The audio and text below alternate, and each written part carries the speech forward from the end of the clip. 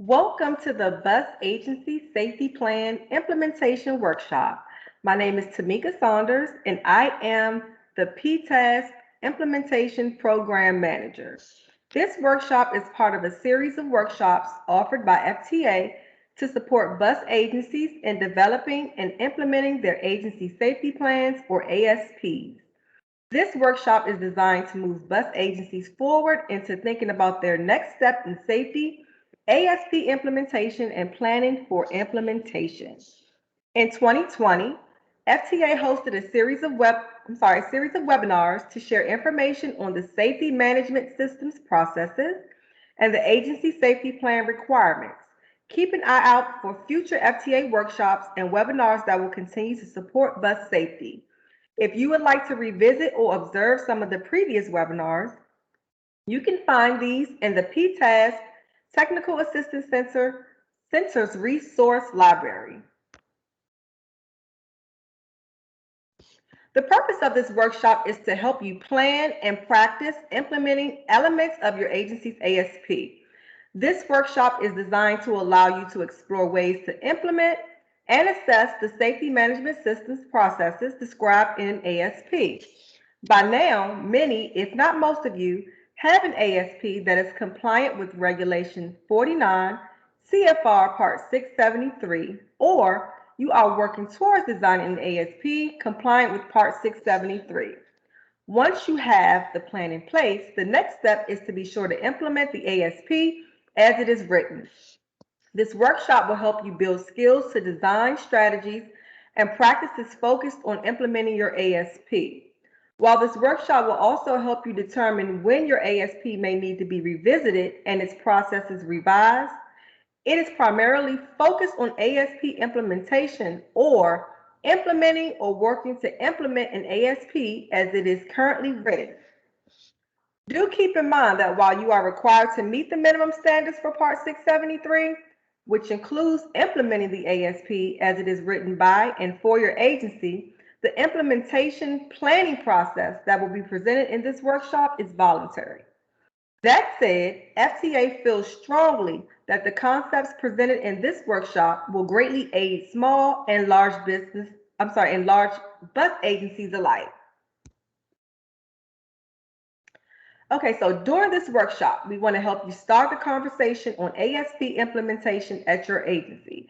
We are going to introduce two considerations for ASP implementation: the ASP Implementation Plan and an approach to testing or piloting your processes.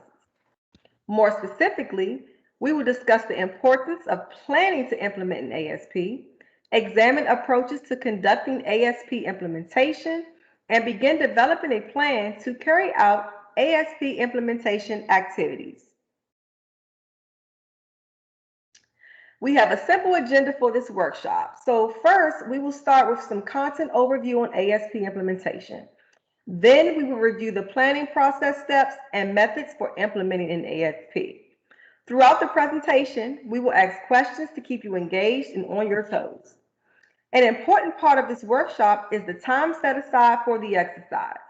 In the final exercise, you will devise an implementation plan using strategies and techniques proposed in the instructional portion of the workshop. Okay, before we launch into the content, please take a moment and make sure you have the participant workbook downloaded. In the video description, you will find a link to download the workbook. Please follow along. Oh, I'm sorry. One moment. Okay, so before we launch into the content, please take a moment to make sure you have the participant workbook downloaded. In the video description, you will find a link to download the workbook. Please follow along in the workbook. The workbook is a fillable PDF, so you can type in it and save your work. Also, keep in mind that you will need the workbook to complete the exercise activity. We invite you at this time to pause the video and take a moment to download the workbook before we move on.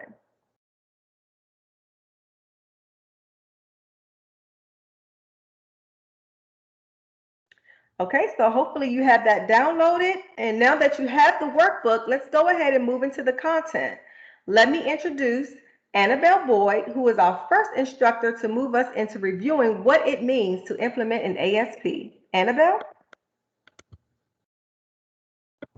Thank you so much, Tamika. Again, my name is Annabelle Boyd, and I am a specialist with the PTASP Technical Assistance Center. I'm so pleased to support FTA's Bus Safety Plan Implementation Workshop. For this first topic of the workshop, we will be discussing key aspects of the PTASP regulation 49 CFR Part 673 that are important for our work this afternoon on agency safety plan implementation and carrying out safety management systems. We also will be discussing the nature of ASP implementation and reviewing some challenges we all face in bringing new systems, processes, and activities from the pages of a plan into the day-to-day operating reality of our agencies. FTA's PTASP regulation provides an innovative approach to improving transit safety. Industry certification regarding compliance with the PTASP regulation is approaching 100% in advance of the expiration of FTA's second Notice of Enforcement Discretion on July 20th, 2021. On July 21st, 2021, as explained in the notice, FTA will begin actively overseeing implementation of the PTASP regulation. For many of us over the past year or so, we have been focused on developing an ASP that meets PTASP requirements. We have completed training and webinars and used available resources and templates to establish an ASP for our agency, or we've worked with our state DOT as they developed an ASP for our agency. We have certified to FTA, and now we are working on implementing the ASP. FTA understands and appreciates that implementation is an ongoing effort. It is a process. It is not a single check-the-box exercise, and robust SMS implementation will take time, perhaps several years. To address this reality, this workshop will help you identify tools and techniques to take your ASP, which may specify high-level requirements, processes, and activities to address Part 673, and operationalize it for tangible implementation in the field. Before we dive into new material, let's revisit some familiar concepts. As we all know, Part 673 requires states and operators of public transportation systems that receive Section 5307 funding to develop and implement an agency safety plan based on safety management systems. FTA has posted the regulation, fact sheets, and additional guidance on its PTASP-specific website at www.transit.dot.gov/PTASP. On this page, you can also find information to help address ASP requirements, including links to the PTASP Technical Assistance Center, which provides resources to support you as you develop and implement your ASP, and has a team of experts that can answer any questions you may have.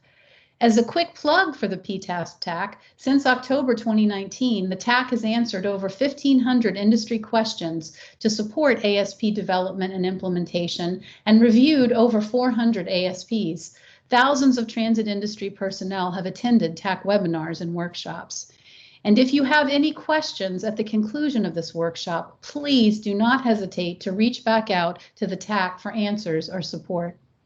While most of this afternoon's workshop focuses on recommended practices and technical assistance in supporting ASP implementation, there will be instances where specific regulatory requirements are discussed. In these instances, as in other FTA presentations, we will use the blue triangle icon you see on your screen to indicate if a slide contains PTASP requirements. So by now, we all know we need to have an ASP. We understand the main requirements and ASP elements. We also recognize that the ASP development process may have been led by a state DOT or a small public transportation provider if the small provider opted out of the state's plan. We also recognize that all other transit providers were responsible for developing their own ASP. And it's important to recognize that regardless of whether the state DOT developed an ASP on a transit agency's behalf or a transit agency develop its own ASP, the transit agency is now responsible for implementing and updating the ASP.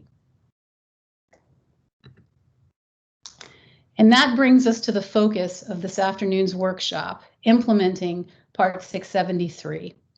This regulation focuses on 3 key areas. First, developing and certifying an ASP, which most states and transit agencies have now completed or are very close to completing. Second, implementing and operating a safety management system, which is what we will be discussing during this workshop. And finally, maintaining documentation to manage and verify implementation of the ASP in SMS and to support SMS processes and activities. SMS establishes a formal top-down organization-wide approach to managing safety risk and assuring the effectiveness of a transit agency's safety risk mitigation. You are probably familiar with this graphical depiction of FTA's SMS.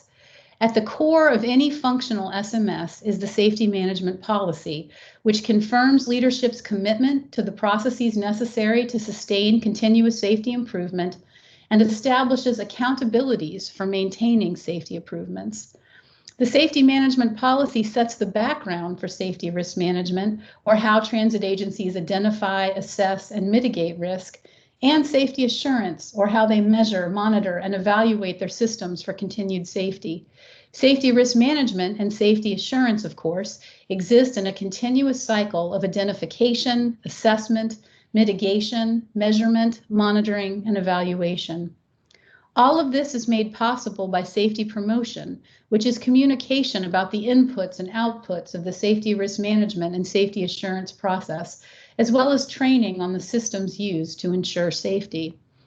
When SMS components are in place and working together, they ensure that roles and responsibilities for the management of safety are identified throughout the transit organization, and that systematic procedures, practices, and policies are in place for managing safety risks and hazards that provide for earlier detection and correction of safety problems, more effective sharing and analysis of safety data, enhanced measurement of safety performance, and improved communications related to risk and associated mitigations. Now, FTA has received some questions about the distinction between the agency safety plan and the safety management system, the ASP or the SMS. So we'd like to take a moment to clarify our terminology here. The ASP is the document that describes the practices, policies, and procedures that make up your agency's SMS and support your agency's compliance with Part 673. The SMS is the actual process, the actual set of processes and activities that your agency uses to manage safety risk and assure the effectiveness of risk mitigation. The PTAS regulation is clear on requirements for maintaining the ASP and SMS related documents. This is a requirement because it is an important practice for making sure your SMS is functioning as times change, technology evolves, new leadership joins the agency, your agency experiences service changes, or other changes that impact your day-to-day operations. Part 673 specifies that your agency must maintain documents that set the ASP, including the ASP itself, any related approvals, review and update checklist, memorandum, or certification documentation, documents related to SMS implementation, including policies and procedures, training records, and internal reviews and evaluations of the performance of the SMS, and finally, documents resulting from SMS processes and activities. This may include documents that your agency might produce that relate to carrying out the SMS, such as employee safety reports, meeting minutes from SMS committee meetings, safety risk registers, safety performance measures and targets, safety event investigations, and safety risk mitigation monitoring. While on the previous slide, we just wanted to reinforce that transit agencies must maintain these documents for a minimum of 3 years after they are created and make them available to FTA and other federal agencies, such as the National Transportation Safety Board, upon request. One final clarification here. Let's discuss what we mean when we talk about implementing an ASP and how that is different from developing an ASP. Developing an ASP, which is what most of the industry has been doing over the past year or so, means writing down the policies, processes, and procedures your agency will use to address PTASP requirements. Implementing an ASP, on the other hand, means putting those policies, processes, and procedures that you documented in your ASP into practice at your agency. Let's go through an example. Your ASP may state at a high level that your employees will use an employee safety reporting hotline to report their safety concerns. Now, your ASP may not detail the specifics of this hotline. It may not lay out how you will set up the hotline, how you will train individuals to run the hotline, or how you will advertise the hotline to employees. This is where an implementation plan can help. FTA understands that there are likely gaps in day-to-day business processes when it comes to implementing the ASP, even with a fully approved ASP on the shelf. An implementation gap describes a discrepancy between what the transit agency's ASP requires, even at a high level, and what may be happening on the ground. ASP implementation planning can help to fill in these gaps and help your agency work toward consistently carrying out the processes and activities outlined in its ASP.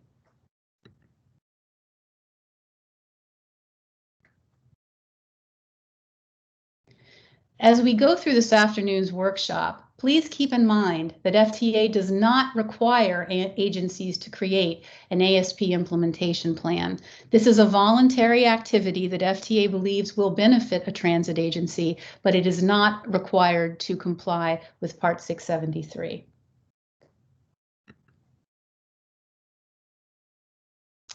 Now, as I just mentioned, no transit agency is required to develop or use an implementation plan. However, there are a great many benefits to taking the time to develop an ASP implementation plan that will ease the ASP implementation process. At its core, an ASP implementation plan is a formalized plan or approach that describes the details of who, what, when, where, and how an agency will implement its ASP. These plans can be even more effective if they leverage your agency's project management expertise and project management best practices. In short, you can consider this plan a strategy for how you will make the ASP work for your agency and accomplish the goal to manage and reduce risk throughout the organization. An ASP implementation plan also can help create a sense of urgency around the need to address Part 673 requirements and carry out SMS processes and activities. It helps to get people's attention and show them how gaps have been identified, prioritized, and how they can be addressed. Now, you may be thinking, I did all of this work to put together this amazing ASP for my agency. Do I really need to take the time to create another plan? Now, remembering that this is completely optional and voluntary, let's talk about the benefits of an ASP implementation plan. These plans can help your agency formalize and organize the implementation of your ASP. It can help your agency establish agreement on and awareness of all aspects of implementing the ASP, such as key roles and responsibilities, tasks, timelines, and milestones, necessary support, such as assistance from IT or your training department. Also, making decisions up front can help your agency implement the ASP as efficiently as possible while minimizing disruption to your day-to-day operations.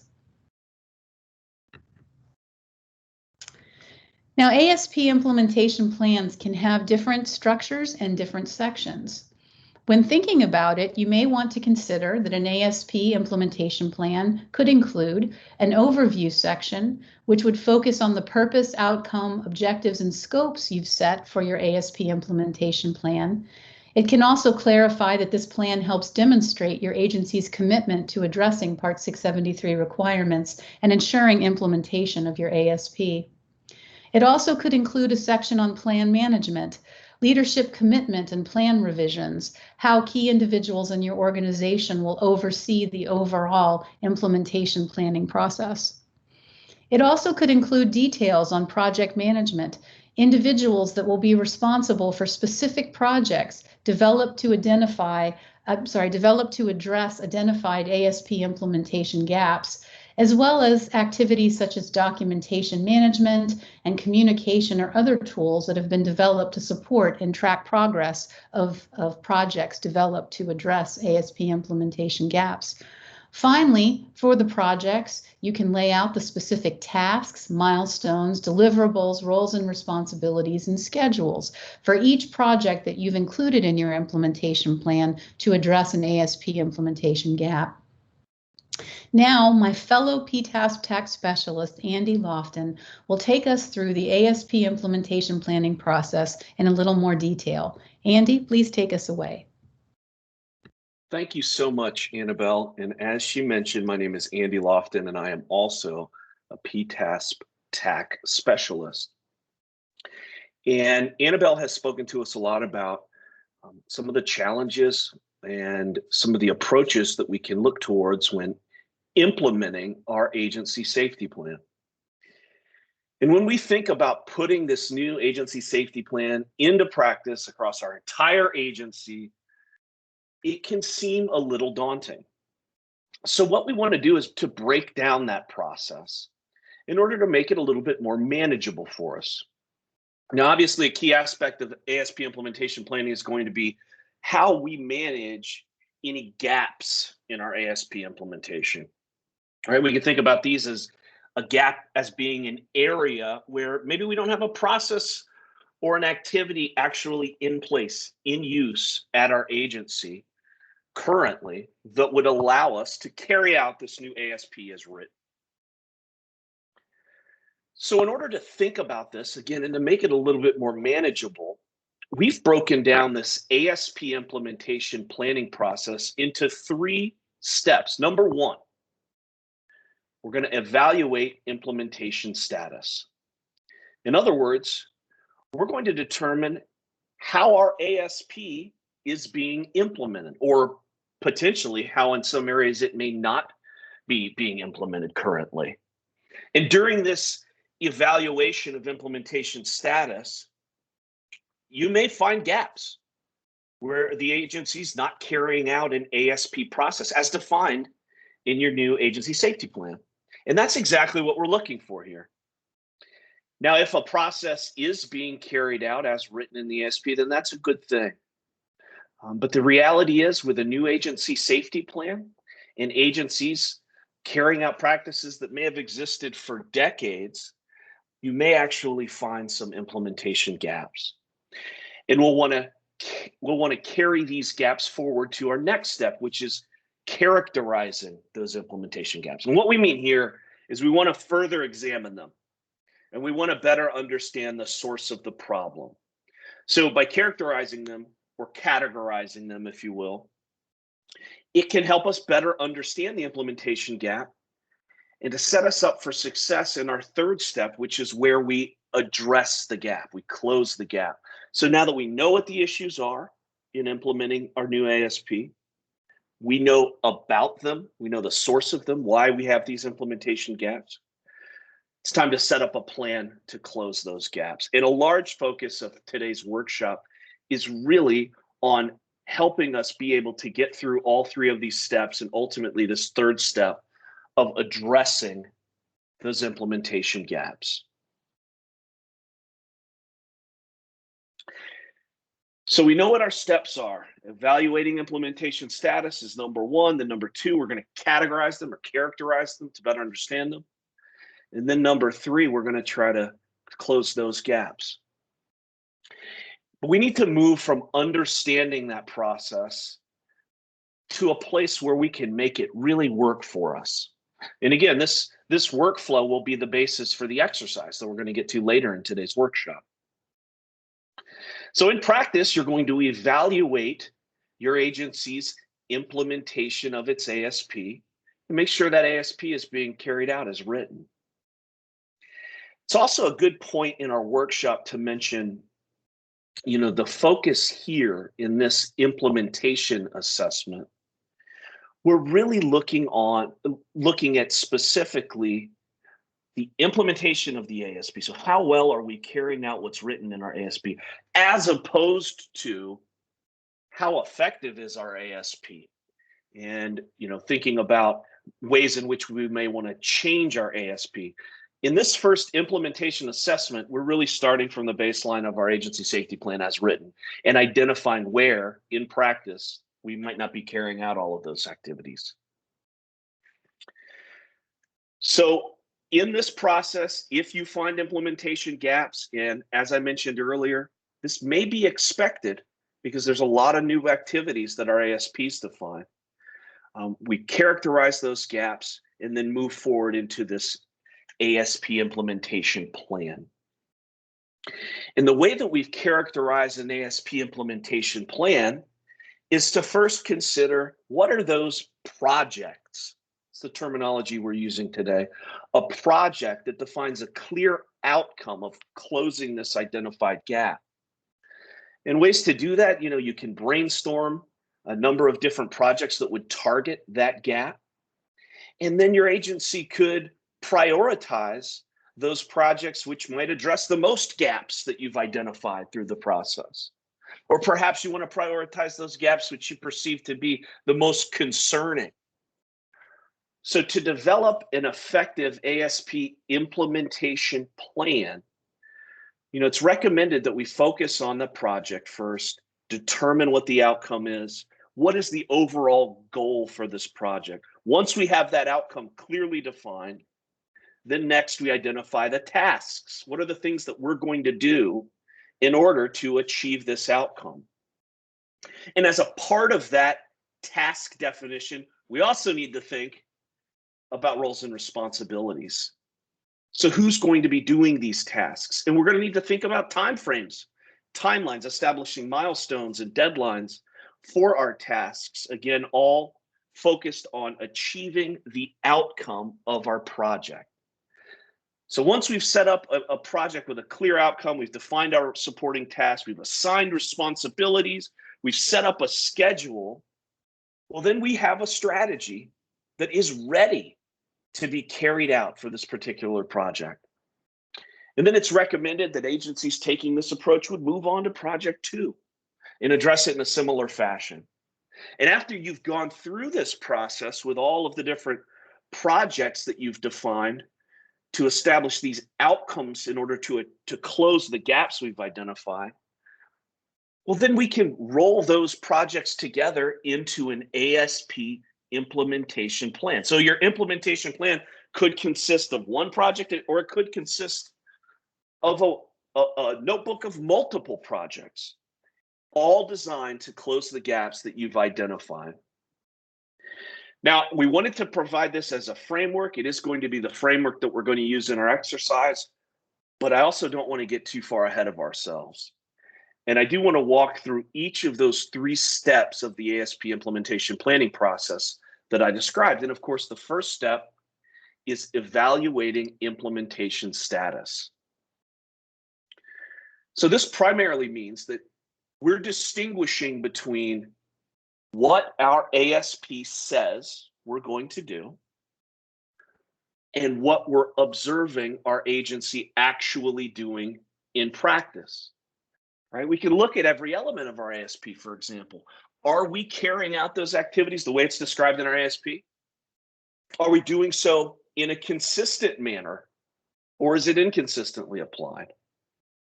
Right? And we can then identify wherever we observe a gap in the in-practice implementation of the ASP compared to what the ASP actually says. So in essence, what we're doing here is we're conducting a gap analysis of how well we're carrying out our ASP as written.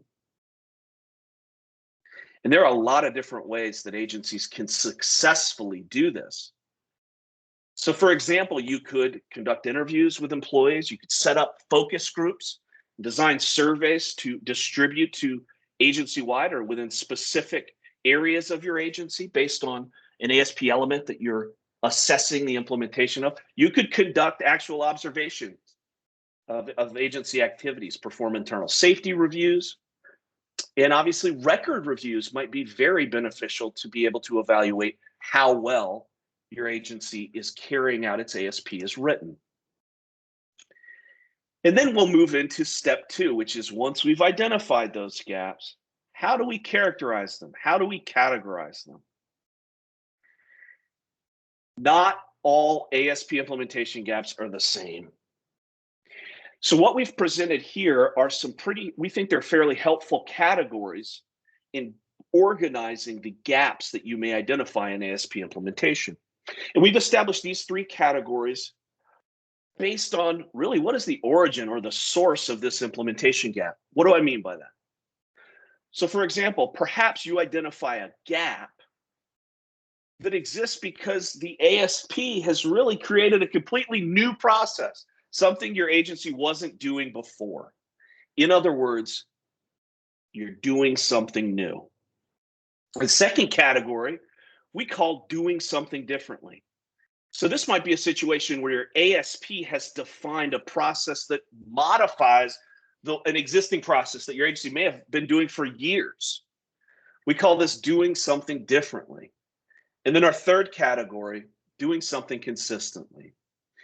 And we think of these types of implementation gaps where perhaps your agency does have that process on the books, but maybe it has been on the shelf for a little while, or maybe it's applied inconsistently across our agency. In this situation, we categorize that gap as doing something consistently. And it's important to remember why we're doing this. So by thinking through those things and categorizing the gap into one of these 3 categories, it'll help us understand it and set us up in a great position to be able to address that implementation gap in step 3, which of course is where we address our ASP implementation gaps. Now in our third step, and again, this is this voluntary process that's being provided really as a helpful structure for agencies to take to begin to implement their ASP.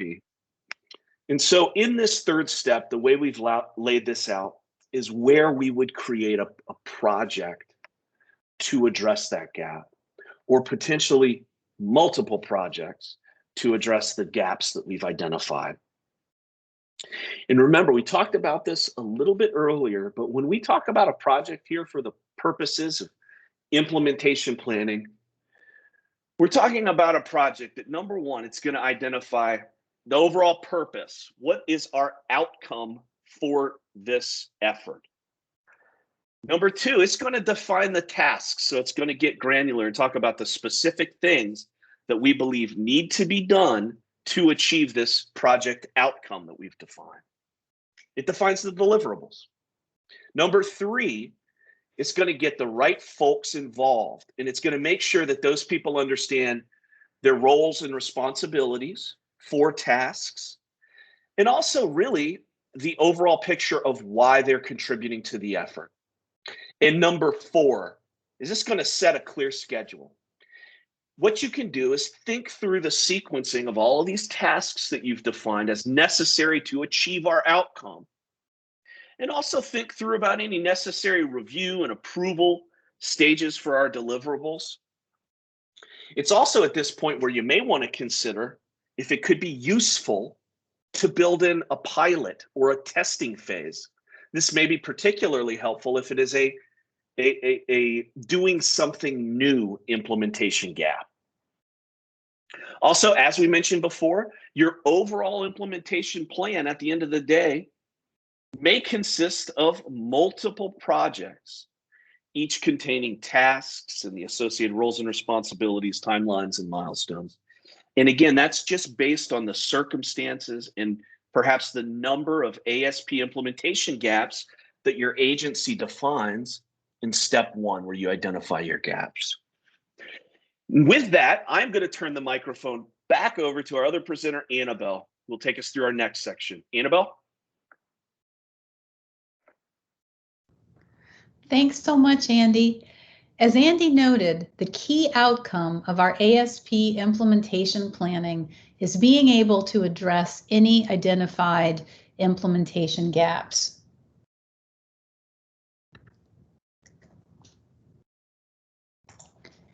So first we need to consider what type of gap we are trying to address.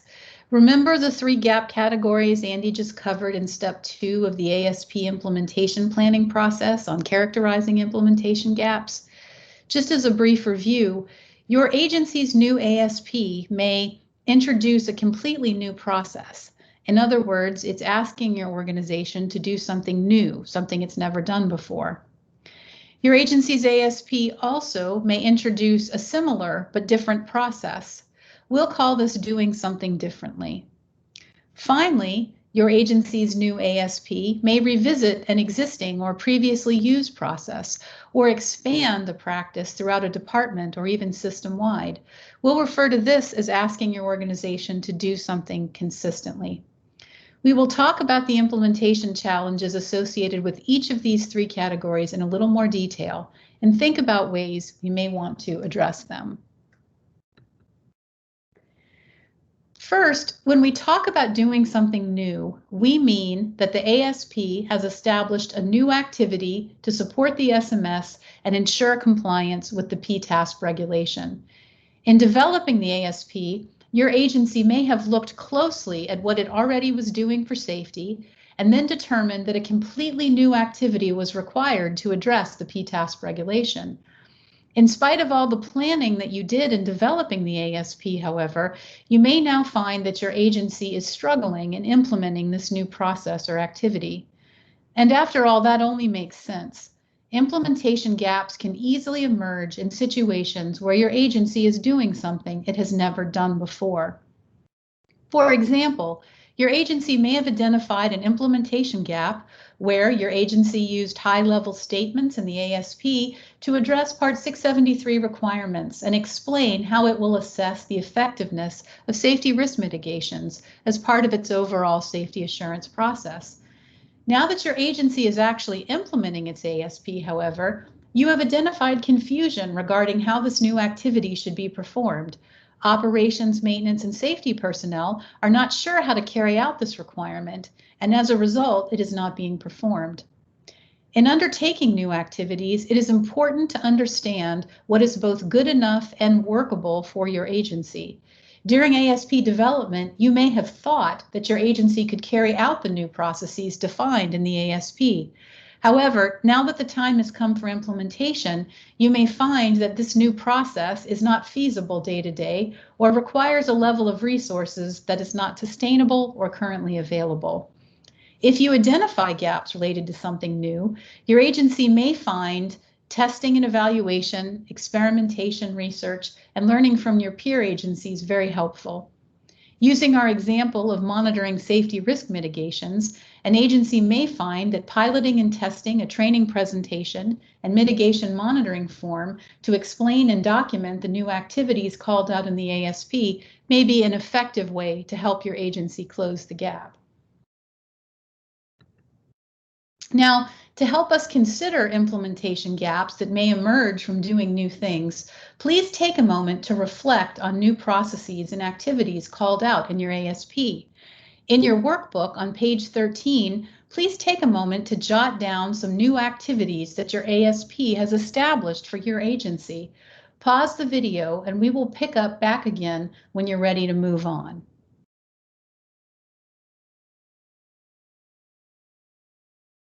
We bet you have identified quite a few new activities established in your ASP.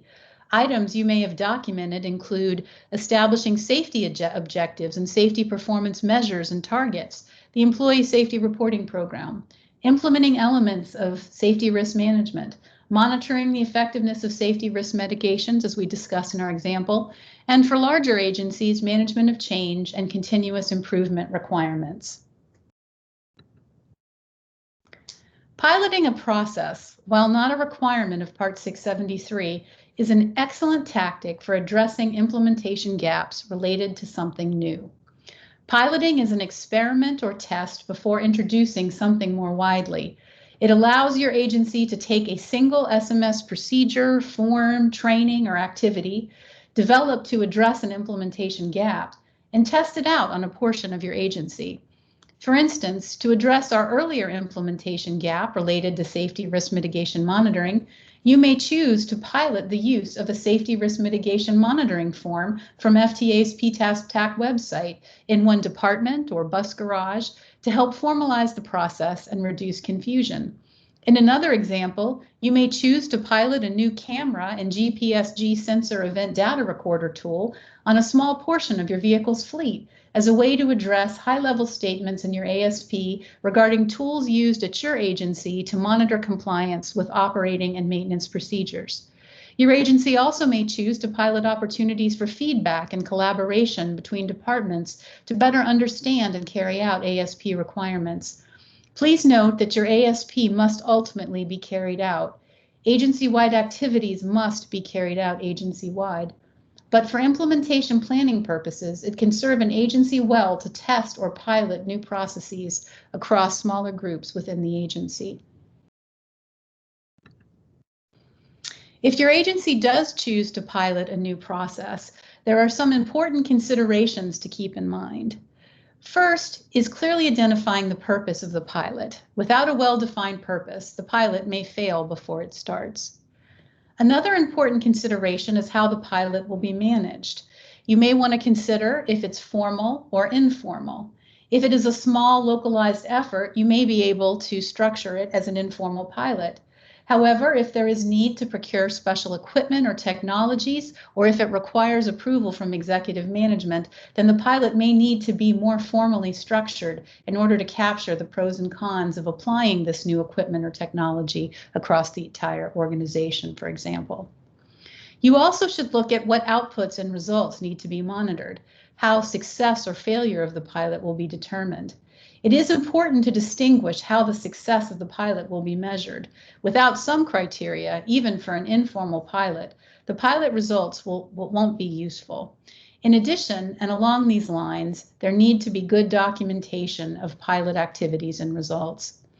You also will want to consider who needs to be involved in the pilot, who might lead the pilot, what role subject matter expertise might play in designing and evaluating the pilot, and other roles and responsibilities for transit personnel who can contribute and support the pilot.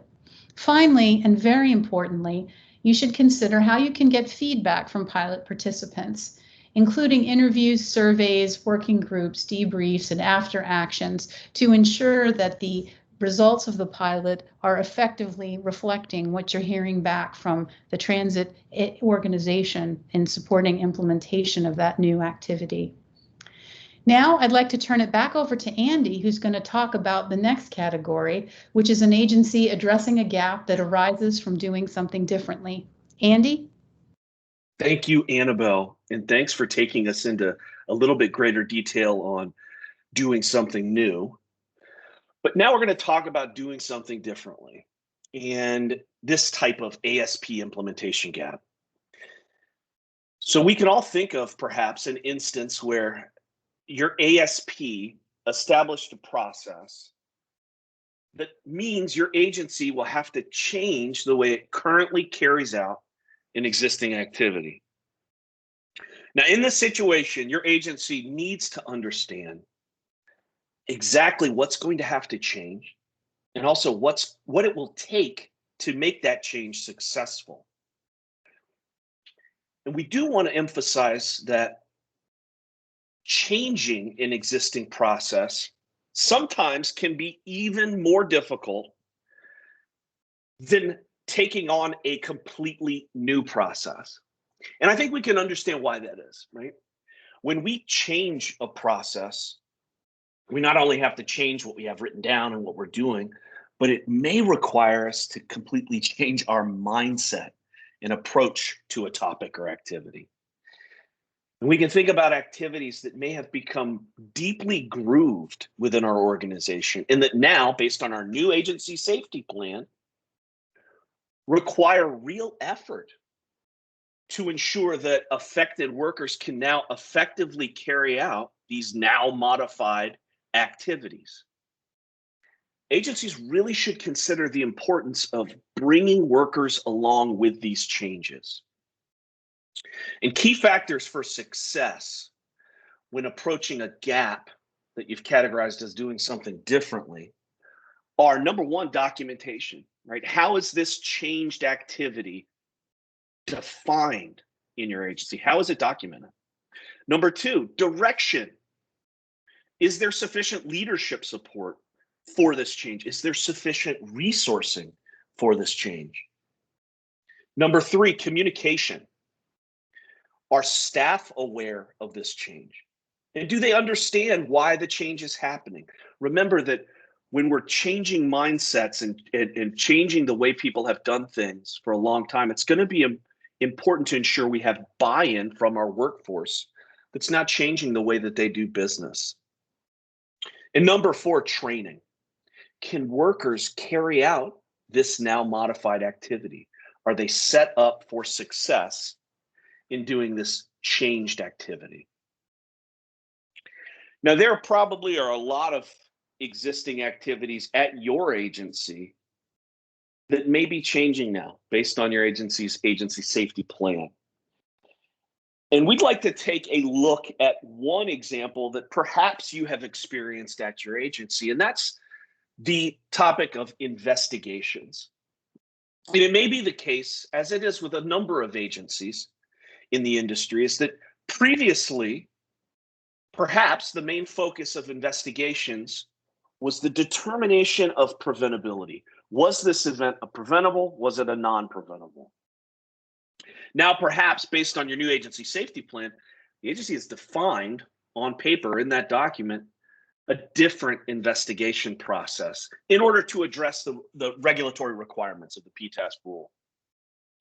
And so perhaps now your agency's ASP says that you're going to investigate events to determine causal and contributing factors, right? A little bit different from preventable and non-preventable. Perhaps also in your new ASP, it may have defined specific technological advances or changes that your agency may be using. And these are just some examples we're offering of ways in which this new ASP may affect how your agency is conducting its activities. So to ensure that the gap ultimately is closed, right, between the old way that you actually may still be conducting investigations and the new way as defined in your agency safety plan, some things to consider. Number one, and we talked about success factors on the previous slide. How is it documented, right? How are the new investigation procedures documented within your agency? Number two, how can your seasoned investigators, how can they understand the new requirements and also understand why the agency is conducting investigations in this new manner? Number three, how can you train those affected staff on these new modified activities? Ultimately, as we said, so they can be successful in carrying out their investigation activities. Now, this is just one example, investigations. But what we would like to do is to get information from you and have you think about what are some activities based on your new agency safety plan that your agency may need to do differently. And so as you've done previously, we would ask you to pause the video now so that you can record your response in your participant workbook. And when you're ready, resume the video to continue with the rest of the workshop. Thank you.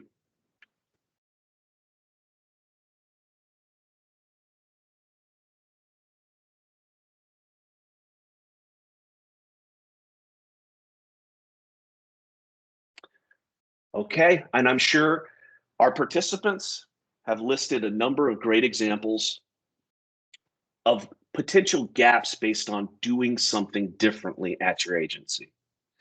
And what we'd ask you to do is to keep those examples, the ones you've just written down, keep them in mind right now. And consider how you would make sure that this now modified activity, how you could ensure that that gets carried out at your agency. And remember, again, those success factors that we just talked about, right? Ultimately, it's going to be very important for your agency to understand what activities are changing. How are they changing? It's critical to understand the people who are impacted by this change. It's critical to understand have a very good knowledge of the existing employee behavior, any history surrounding this activity. Why this is important is because the change could prove, based on the change, to be a very real cultural shift. It could represent a fundamental shift or change in mindset amongst your workforce. And then, of course, you'll need to consider how you can address this gap most effectively. Thinking about what communication the agency will use. Thinking about targeted training, right? This can be very helpful to ensure that your new process can be carried out and that your ASP implementation gap identified can be closed. And with that, I'm going to pass the microphone back over to Annabelle to take us through our next ASP implementation gap category. Annabelle? Thanks so much, Andy. Well, so far we have talked about how the ASP and the PTASP regulation may require us to do something new and to do something differently. There also may be a situation where a process or activity has been established, but the agency is struggling to carry it out consistently. Perhaps this process or activity is in place but is not followed, has only been carried out sporadically in the past, was used previously but has been dormant for some time, or is only used for a portion of the organization and has never really been a system-wide activity.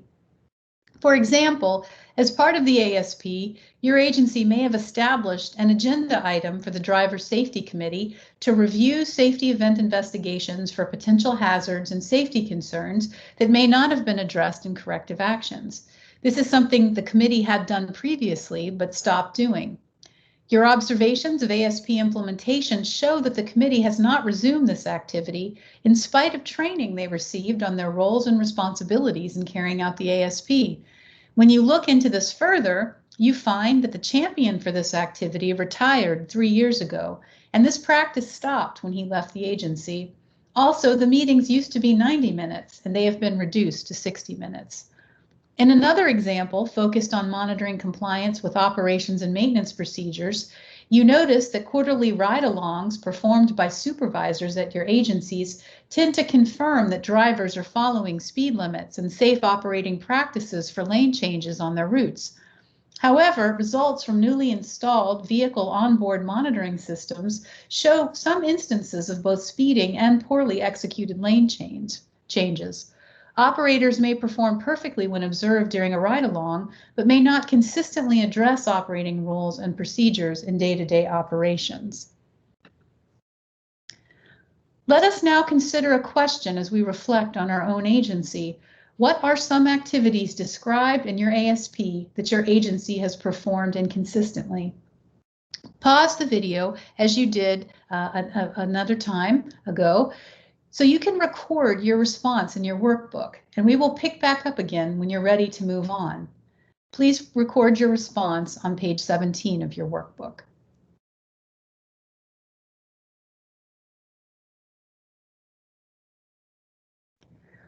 Welcome back.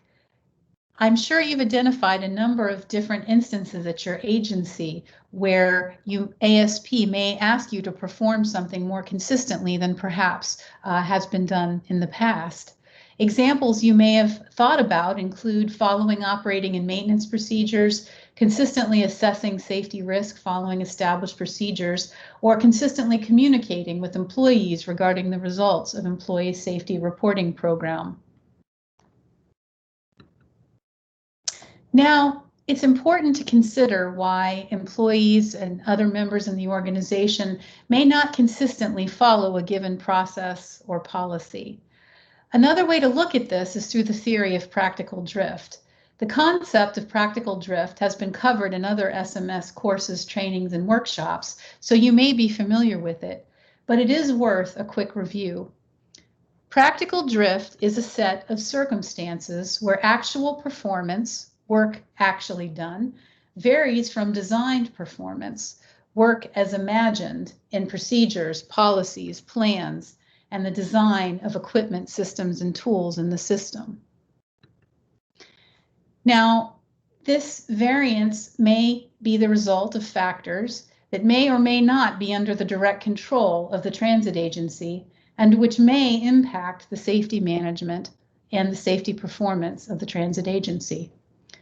Practical drift is bound to happen at any organization. It may not be an egregious or defiant act. It may simply be, and likely is most often, an unintentional uncoupling of practice from procedure.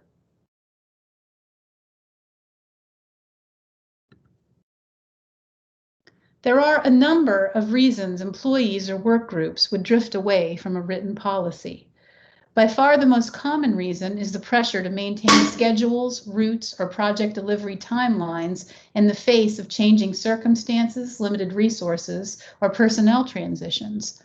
Policies and practices may be outdated or overcome by new equipment or ways of doing things. Workers may have found shortcuts around a policy that they feel actually work better. Maybe the policy is followed when employees have time to follow it and not followed when they get busy or distracted. It may be that a new manager has promoted to a new department and is unfamiliar with the policy and therefore does not enforce it. Maybe employees never received adequate training on the process. Or maybe they don't understand why the process exists, the specific risks it is designed to address, and therefore do not feel the need to follow it. Simply put, practical drift is the difference between where we are and where we thought we were. Practical drift is a key reason that SMS involves safety assurance through monitoring and investigations. Practical drift is also why we may need to follow the ASP implementation planning process to identify where and how we have drifted away, the implementation gaps, from what is outlined in the ASP. In one last example, consider a driver who decides that conducting the external inspection of a transit bus during his or her pre-trip inspection is too tedious and simply skips that step. If skipping the step results in no negative consequences, the behavior is reinforced and will most likely be repeated. This poses a serious risk to the transit agency because deviating from proper vehicle inspections can lead to maintenance issues down the road with potential safety impacts. It also requires us to consider that practical drift likely will be experienced throughout the life of each transit agency's implementation of its SMS. And it's not just an issue with initial ASP implementation, but should be considered throughout the life cycle of your transit agency's SMS.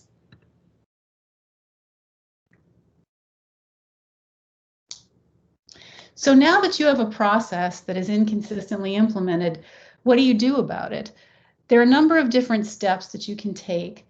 Most significantly, clarifying what activity needs to be restored and exactly what aspects of the activity need to be restored.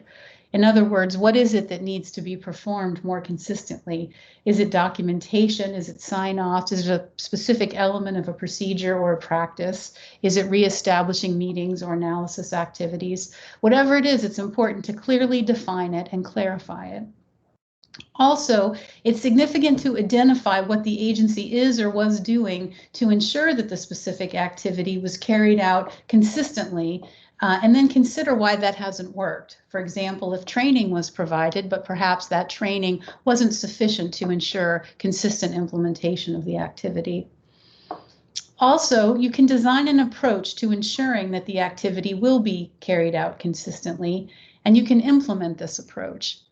And doing this, you can help ensure that your agency and your employees fully understand the elements that need to be carried out, the rationale for carrying them out, the tools available to carry them out, and any training or modifications that may be needed to ensure that those activities can be carried out consistently. Now, I'm going to turn it back over to Andy, who's going to highlight some additional information critical for the exercise that will be conducted in just a few minutes as part of this workshop. Andy? Thank you, Annabelle. And we're getting very close to the exercise portion of today's workshop. But before we get there, we did want to review some key topics. And the purpose of that is to help guide our thinking and frame some of the information we'll be using during our exercise. So coming up in our exercise, participants will be presented with a scenario that's going to identify an implementation gap at an agency. And so the objective will be to create, ultimately, through the exercise, an implementation plan to address that gap and close the gap. Now, to simplify this process, we would like participants to consider what FTA refers to as the SMS enablers. And these are the things that you'll leverage to close the identified gap. And we want participants to think about how you would use those enablers. So we want to take a moment to review the SMS enablers. Now, as Annabelle discussed earlier in the workshop, we saw a presentation or a depiction of an SMS and the 4 components. Now, at the heart of any SMS are those action components of safety risk management and safety assurance. These 2 components of SMS really are comprised of those processes and activities that agencies use to actively manage safety and safety risk at the agency. Now, the other 2 components of an SMS are what FTA refers to as the enabler components. And these are safety management policy and safety promotion. Enablers, really, that come from these 2 components provide the structure and provide the supporting framework to make those actions of SRM and SA possible at our agency and to make them sustainable and effective over the long term. And specifically, these enablers, again, that come out of safety management policy and safety promotion, these specific enablers are things like direction, right? And when we say direction, we're talking about commitment from the agency to safety management principles, ensuring the SMS roles and responsibilities and accountabilities are defined for the agency. Right? Direction at our agency really sets guiding principles for the SMS. And importantly, it ensures that appropriate resources are available in order for the agency to carry out all of the necessary safety management processes and activities. Also, documentation. And we're talking about recording inputs and outputs from all of our safety management processes. And by doing that, we really create a library of all of the SMS policies at the agency, all of the agency's procedures, its activities and their outputs. We're talking about documentation of all of those accountabilities, roles, and responsibilities. Number 3, the enabler of communication. Right? Agency-wide reporting and communication of safety issues is absolutely fundamental to an effective SMS functionality. And so strong safety communications are going to ensure that your agency's personnel are aware of critical safety information. And they're aware of things like why safety actions have taken place. And they're aware of any new procedures that have been introduced to address safety. Right? There really is no functioning SMS without communication flowing from all corners of the organization. And finally, the 4th enabler, training. And training obviously is going to be vital for supporting a comprehensive SMS. Employees may need to be familiar with SMS fundamentals. They may need to understand the benefits that SMS can bring to the agency, and they need to know what's required of them in order to support SMS implementation. So enablers fundamentally are the support mechanisms for your safety management system. And without them, the SMS ultimately may fail. So to make ASP implementation planning make sense, right? The topic of today's workshop, we're going to rely heavily on ensuring that enablers are leveraged to support these implementation activities, right? And we can think of, especially when we're talking about ASP implementation planning, we can think about aspects of the planning itself, about managing an ASP implementation plan. We can think about just general project management best practices in defining timelines and assigning responsibilities for activities. And so again, this is going to come up and be a focal point of our workshop exercise that we're going to get to momentarily. But before we get there, I'm going to pass it back to Annabelle. Annabelle? Thank you so much, Andy. Now we are moving into our exercise. This exercise will walk you through the practice of developing an ASP implementation plan. Your goal is to help a fictional transit agency, County Transit, identify gaps in their ASP implementation and develop an implementation plan to address those gaps. The skills you use in this exercise are intended to serve as an example for how you can identify ASP implementation gaps and develop projects and plans for your own transit agency. While this exercise is not required for this version of the workshop, investing a little time to complete it will help you to better understand the ASP implementation planning process. To complete this exercise, we will work through 4 sections. Please be prepared to stop the video when prompted to respond to the scenario and guided questions along the way. All right, let's get going. Let's recall the process that Andy covered earlier in the workshop presentation for developing an ASP implementation plan. In this exercise, you will use this process to identify, evaluate, and characterize ASP implementation gaps. First, you will identify the gaps between the written ASP process and how the agency implemented the process, as noted through observations. Second, you will brainstorm projects to address the identified gaps and prioritize projects. Third, you will develop a plan to close the gaps using the template provided in your participant workbook. Finally, you will identify methods to monitor the implementation of the plan. For this exercise, let's be sure to focus on the implementation of the ASP, not the effectiveness of the ASP. In other words, you want to identify the areas where your agency may not be carrying out the process as described in the ASP. We are not critiquing or identifying ways to change the ASP process in this exercise, but rather we are identifying ways to make sure the ASP process is put in place as written. Now, this exercise has 4 sections and is available in your participant workbook beginning on page 21. Section 1 of the exercise focuses on identifying and characterizing implementation gaps. This is usually one of the easier steps.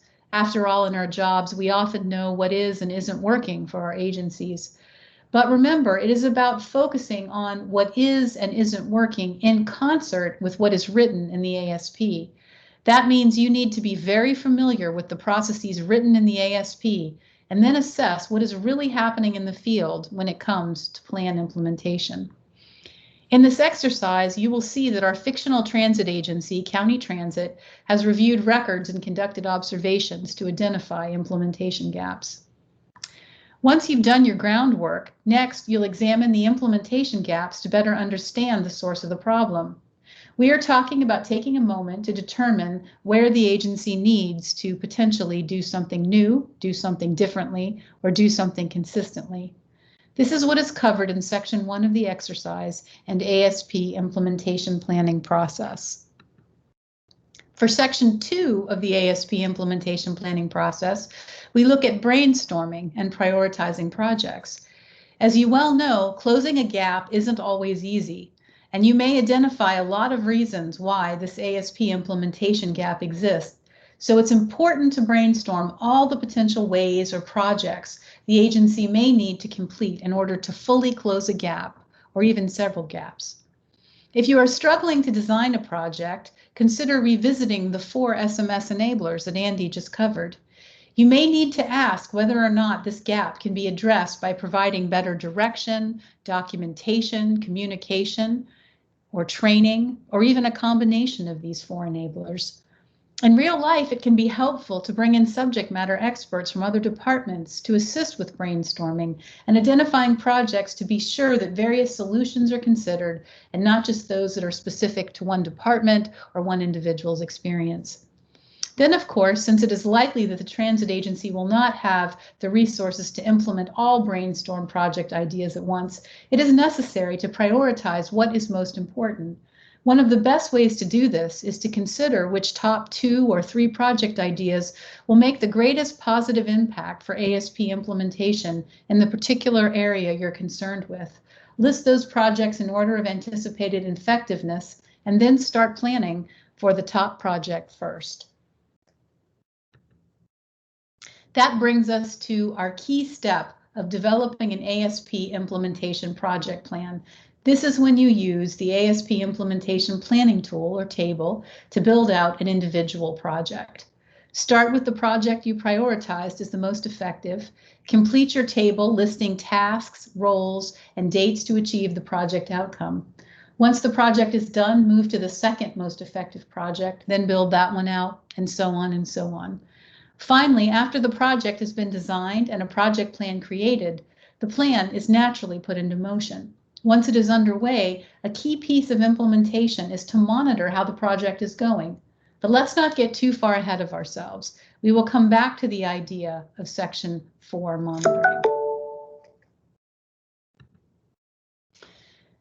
This brings us to the exercise. We've walked through the ASP implementation planning process steps and reviewed an example ASP implementation project plan. But don't forget, a full ASP implementation plan may actually consist of several projects. Now let's move into the exercise where we will put all of this together. On page 23 of the participant workbook, you will find detailed instructions and an overview of the exercise. We encourage you at this time to turn to page 23 in your workbook and follow along. In this exercise, the CEO of County Transit has hired an outside consultant, that's you, and has asked for your assistance in 1, identifying implementation gaps for the agency's Employee Safety Reporting Program practices, or ESRP for short, and suggesting ways that these gaps can be closed. Ultimately, the CEO would like you to present a project plan to address the gaps found within the agency's ESRP implementation. To set you up for success, the CEO has made sure you have what you need to complete the request. You have been given 2 things to review: an excerpt from County Transit's Agency Safety Plan and a summary of observations about the implementation of County Transit's ASP. The County Transit's ASP excerpt describes their ESRP, which the agency is responsible for carrying out. The summary of observations reflects what current practices are at County Transit when it comes to the ESRP being put into action. The observations detail County Transit's Employee Safety Reporting Program implementation, strengths and weaknesses. Using the guided questions provided in section 1 and 2 of the participant workbook, compare the written ASP process to the observation of County Transit's implementation of those processes. The guided questions will walk you through the ASP implementation planning process in preparation for the purpose of this exercise, to develop a plan to address and carry out improved ASP implementation activities. Make sure to read both the ASP excerpt and the agency observations before answering any questions. And remember, don't get caught up in evaluating the quality of the ASP. This exercise focuses on gaps between ASP documentation and ASP practice. At this time, we invite you to pause the video and complete sections 1 and 2 in your participant workbook. Begin by reading and reviewing the ASP excerpt and County Transit's observations on pages 25 and 26. Then respond to the questions in section 1 and 2 on pages 27 and 28. When you are finished, return to this video. In the next part, Andy will review responses for sections 1 and 2, and then we'll walk you through the project planning phase in section 3.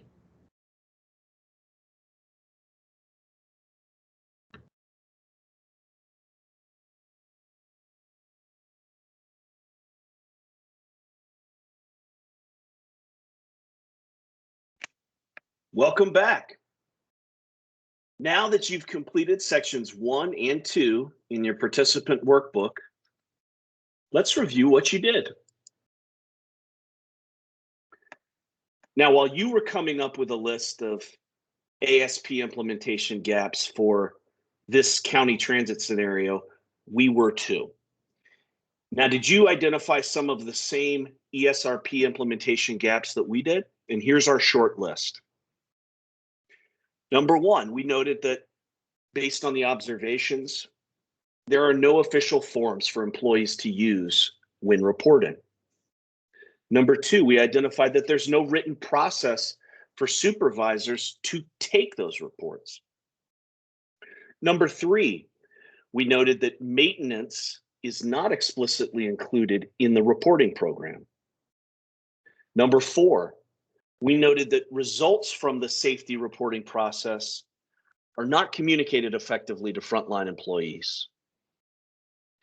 And the fifth gap that we identified is that training for the employee safety reporting program is limited to operations employees.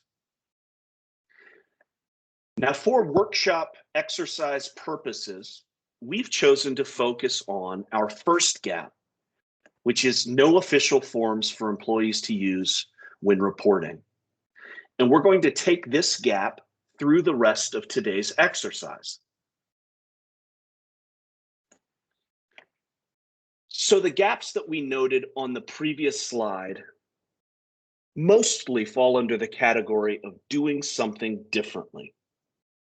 So employee reporting safety concerns at County Transit is not a new process overall, because there are elements of the ESRP in place, as noted in the observations.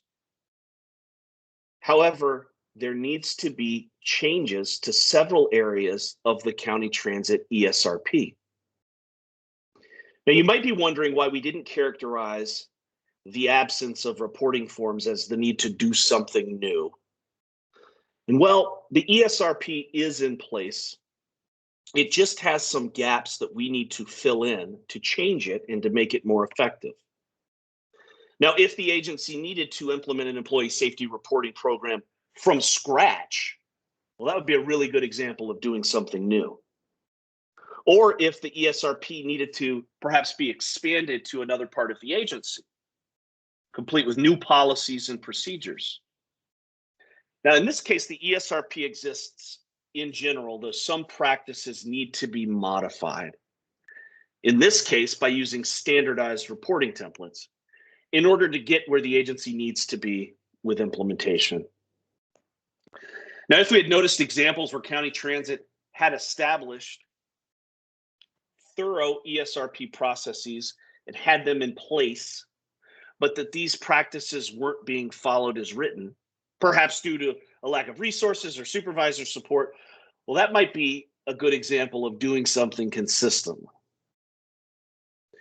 ASP implementation is fluid.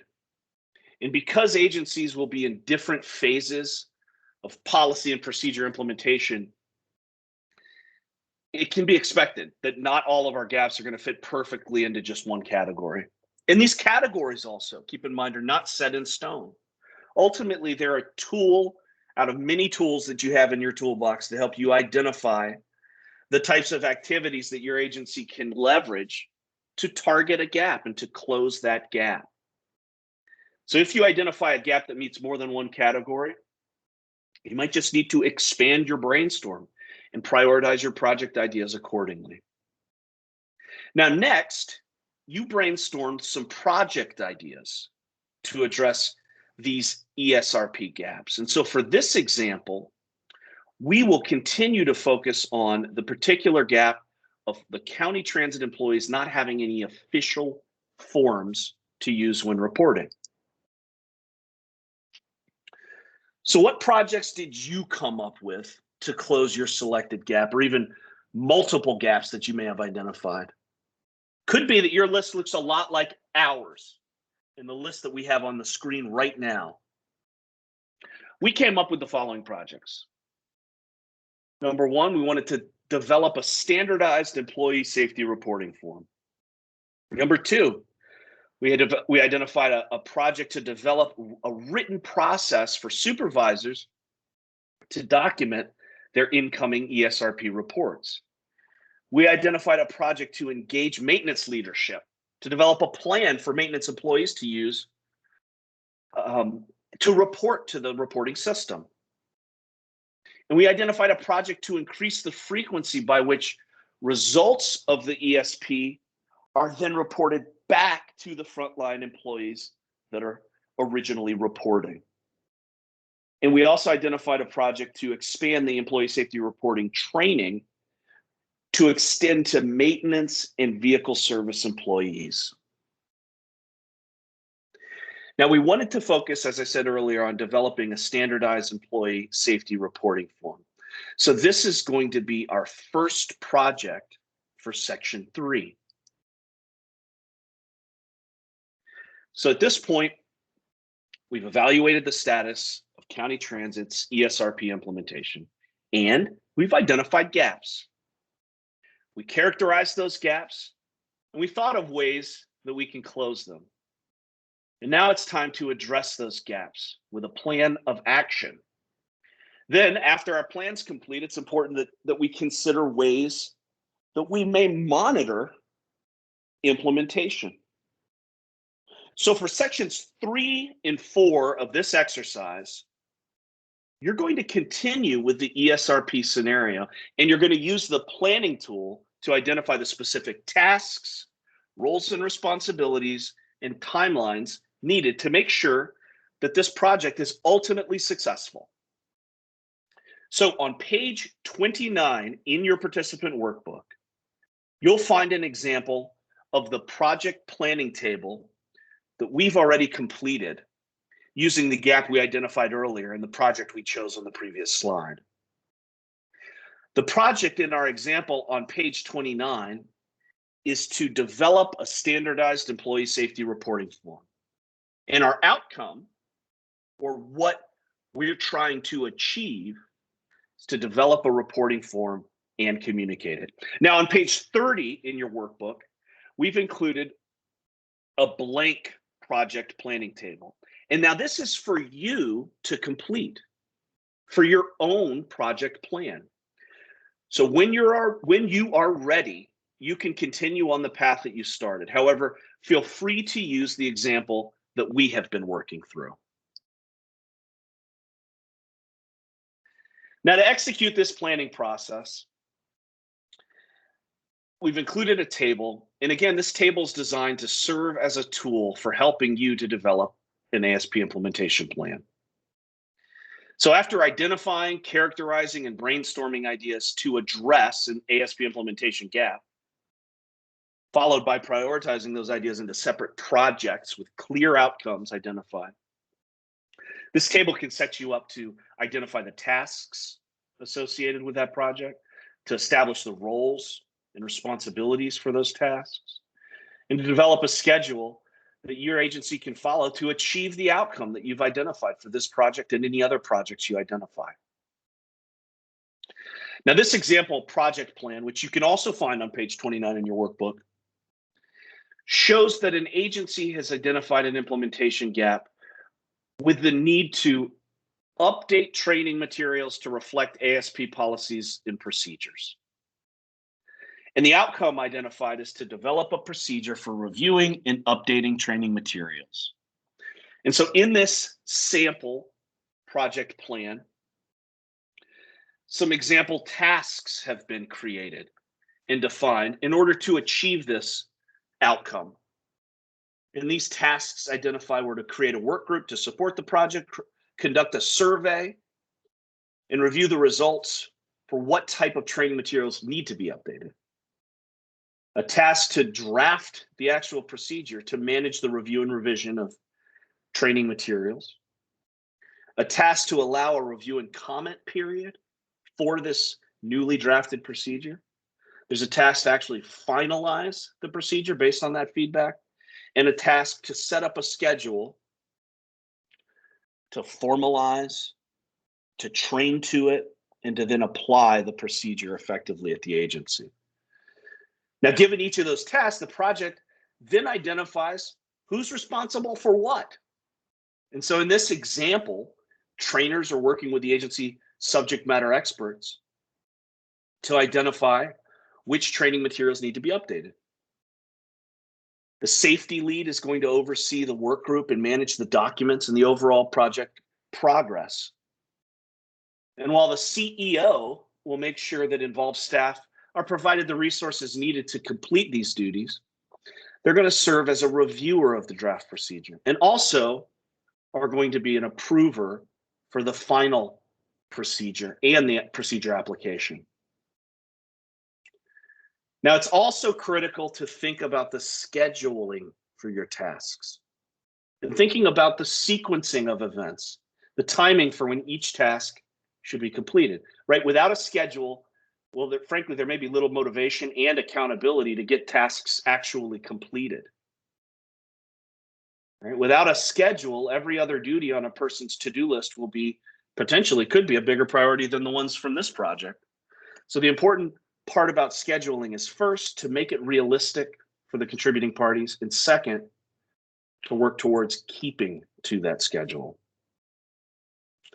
Now, in reality, there may be plenty of perfectly acceptable reasons to modify your schedule.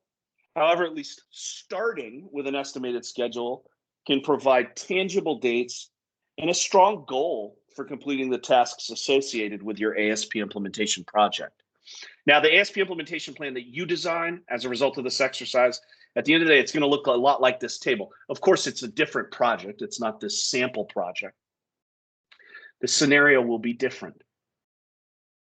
But before we go straight into designing an ASP implementation plan, we have to make sure to emphasize a few more things. We invite you to pause this video and to complete sections 3 and 4 on pages 30 and 31 in your participant workbook. When you have completed these sections, please resume the video to continue with the workshop.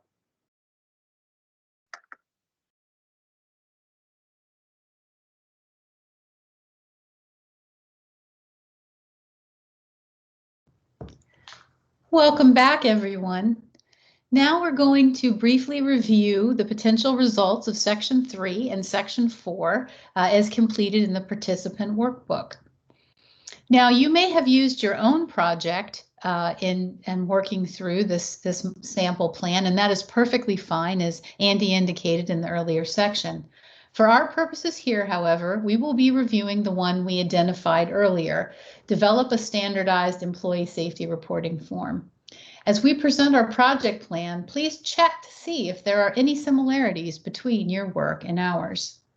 So again, our project is to develop a standardized employee safety reporting form, and the outcome is to develop a reporting form and communicate it throughout the agency.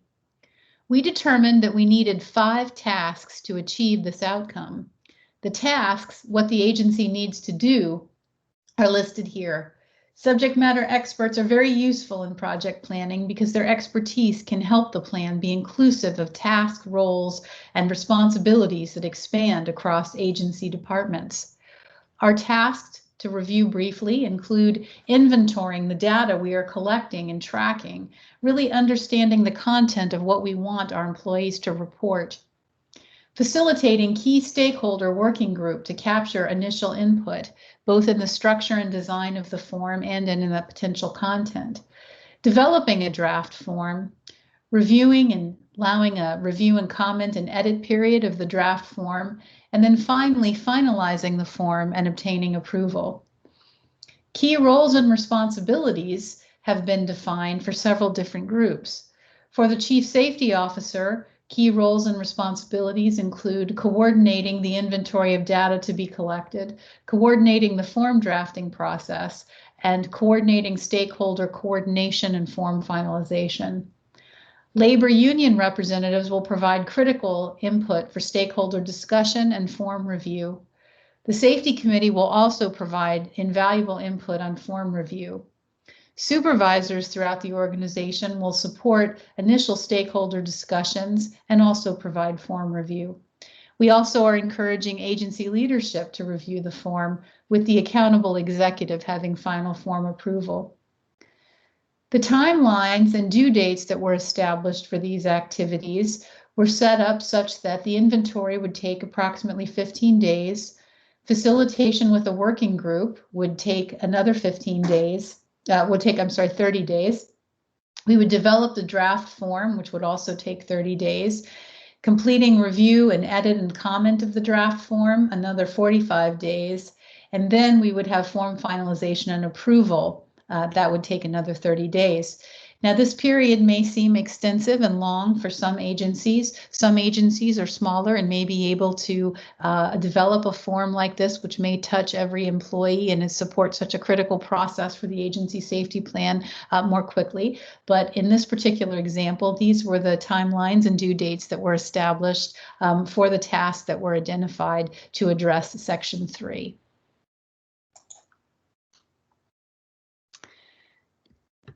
Now, finally, in looking at Section 4 from your participant workbook, did you come up with any ideas on how to monitor the project plan? Let's review what you may have written down or thought about on page 31 in your workbook. Here are a few of the activities we thought of to make sure the agency is carrying out the implementation plan. We thought it may be a good idea to receive periodic status reports from the working group, possibly every month given the initial schedule. We also thought that a brief weekly check-in would be nice. This may mean that meeting notes are reviewed each week, or a short discussion is scheduled on the calendar each week with the CSO to get an overview of progress for this critical ASP implementation project. Maybe you came up with other ideas. The important thing here is to make sure and monitor whether or not the project is actually working to achieve the outcome and help better implement the ASP. It is possible a seemingly fantastic solution is met with some unusual challenge or creates unexpected problems. Keeping an eye on the project and its progress and results is an important step in ASP implementation planning and SMS overall. Now that you've completed all 4 sections of the exercise, we are nearing the end of this workshop. We invite you to consider how you can use this template at your agency. Please pause the video once again so you can record your response on page 32 in your workbook, and we will pick back up when you're ready to move on.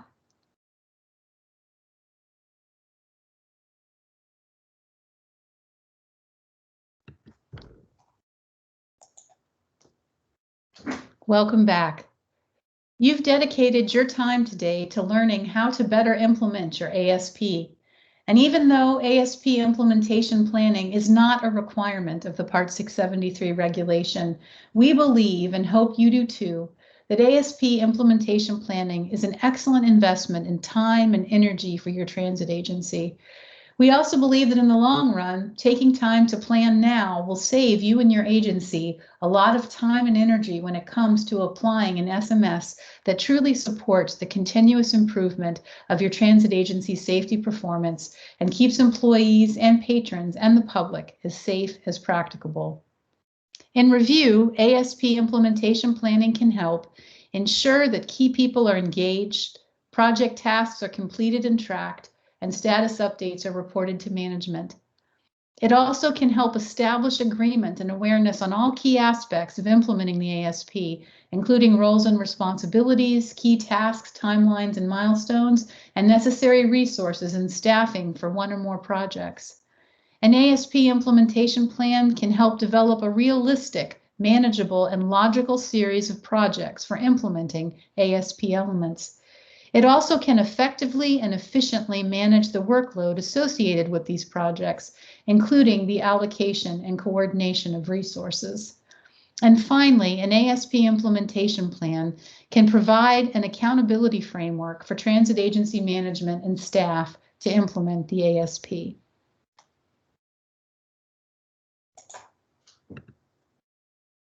FTA recognizes that implementation of the agency safety plan will take time. FTA developed the ASP Implementation Plan sample template and reference guide to help transit agencies organize and track activities to address gaps in ASP implementation. The implementation plan and template provide one voluntary approach that transit agencies can adopt to manage implementation challenges. These documents will soon be available in FTA's PTASP TAC website for your use and download. This concludes the BUS ASP Implementation Workshop. We hope that you walk away with some ideas for how you can tackle implementing the segments of your ASP your agency may have struggled with before. You are at the point now where You have an ASP or are very close to having one, and your ASP should be considered your bus agency's governing document on safety. Now it's time to implement it. You have some processes that may not have changed, others that may have, and still some others that are inconsistently implemented for a variety of reasons. It's time to evaluate and identify implementation gaps, characterize gaps, and of course, address these implementation gaps to make your plan fully effective and functional. It's also important to test processes. We talked about piloting processes in small bits and pieces. Pilots are an efficient way to help test processes before disseminating to the whole agency or all relevant personnel. Annual ASP reviews and updates guarantee that processes are revised and strengthened over time. SMS is a system of checks and balances and continuous improvement. A key piece of continuous improvement is constant assessment of your own processes and corrective action or revision if necessary. Expect documentation to change over time to match implementation status of policies, processes, and procedures. Changing and updating your ASP should not be considered an admission of failure, but should truly be expected. Things change in time, and your living ASP should reflect real-world challenges. We leave you with one final question to consider and reflect upon as you return to your agency to continue working on your ASP implementation. Use this time as an opportunity to plan your next steps. What will you do when you return to work on your agency's ASP implementation?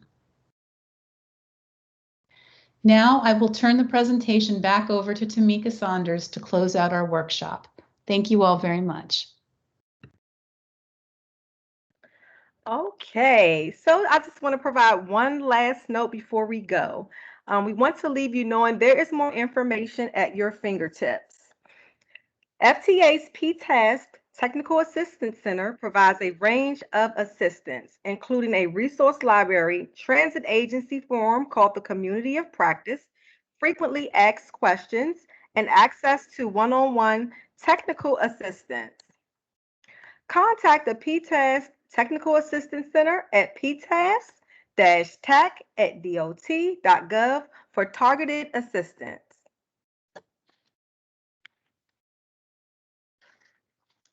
A few additional webinar resources are shown here. There are 2 webinars that may be helpful if you have not already viewed them. One is Transition to ASP Implementation and PTASK Documentation and Record Keeping. And finally, if everyone would please take some time to fill out the post-workshop survey. You may scan the QR code on the screen using your phone, or you can use the link we have provided in the video description. We would greatly appreciate it to get your feedback. We appreciate your participation, and we hope that you walk away understanding that ASP implementation planning is something that can be a great help for implementing elements of the ASP that may need a little more attention, from elements that may be new processes for the agency to those processes that may need to be implemented differently or possibly more consistently. We hope that you take away some considerations for implementation planning, from evaluating and identifying gaps in the ASP, to characterizing those gaps, to designing and selecting projects to address those gaps. Projects that detail the outcome, tasks, roles, responsibilities, and due dates. You may design one or more projects which together become the actions of an ASP implementation plan. Again, thank you for participating in this workshop.